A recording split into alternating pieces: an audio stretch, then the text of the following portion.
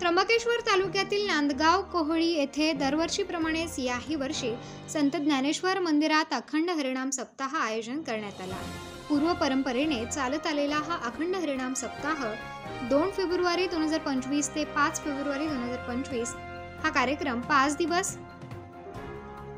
कार्यक्रम थाटामाटात साजरा करण्यात आलाय। अखंड हरिनाम सप्ताहामध्ये कीर्तन, काकड, भजन, हरिपाठ, भारूड असे विविध कार्यक्रम घेण्यात आले। या अखंड हरिनाम सप्ताहामध्ये मोठ्या संख्येने नागरिक उपस्थित राहून कार्यक्रमाची शोभा वाढवण्यात आली। या सप्ताहाचे दैनंदिन कार्यक्रम 4 ते 6 काकड भजन,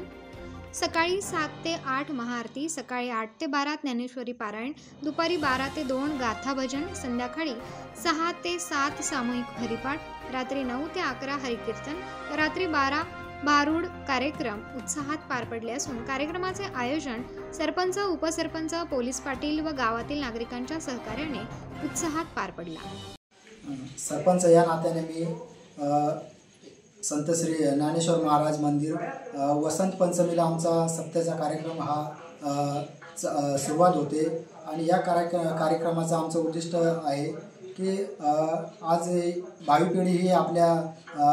परंपरेला विसरत चाललेली आहे आणि त्या ठिकाणी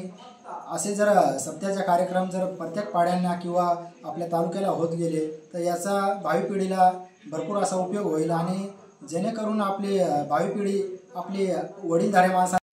रामकृष्ण हरी। प्रथम बोलणं म्हणजे आमच्या गावचे भावी सरपंच तरुण यांचे आम्हाला प्रतिसाद तर आहे, पण आमच्या गावामध्ये जवळपास श्री संत ज्ञानेश्वर महाराज मंदिर नांदगाव कोहळी तालुका त्र्यंबकेश्वर जिल्हा नाशिक मंदिराची स्थापना माघ शुद्ध षष्ठी वसंत पंचमी शुक्रवार दिनांक 31/1/2020 या कालावधीपासून तर 2025 पर्यंत आमचा अखंड हरिनाम सप्ताह चालू असल्या कारणाने आमची गावाची पण सुधारणा आणि जे वेगळ्या मार्गाला जाणारे किंवा अनेक मार्गाला वेगवेगळ्या दुष्कर्म मार्गाला जाणारी जी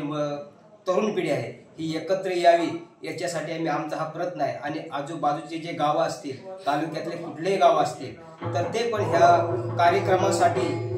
उत्सुक व्हावा आणि चांगलं धार्मिक कार्य समाजाने करावं ही आमची एक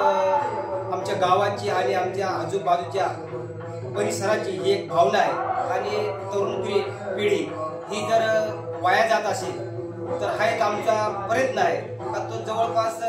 एकत्र यावा आणि चांगल्या मार्गाला लागावं, त्यांचे घर सुधारावं, त्यांचा गाव सुधारावा, अधिक त्यांचा तालुका सुधारावा, तालुक्यापासून जिल्ह्यापासून सुधारावा ही आमची गावकऱ्यांची एक विनंती आहे का समाज सुधारावा, चांगल्या मार्गाला लागावा हा आमचा एक उद्देश आहे। आणि आमचा गाव एवढा उत्कृष्ट आहे की एकत्र येतो आणि एकत्र बसतो, विचार, वाङ्मय सगळ्या गोष्टी आमचं सरपंच पाटील यांची आम्ही सहमती घेतल्याशिवाय किंवा ते आमच्या सहमतात राहतात आणि हा आमचा कार्य असाच चालू राहो ही आमची भगवंताचरणी नम्र विनंती आहे। उत्तर महाराष्ट्र न्यूज नेटवर्कसाठी रामदास शी, त्र्यंबकेश्वर।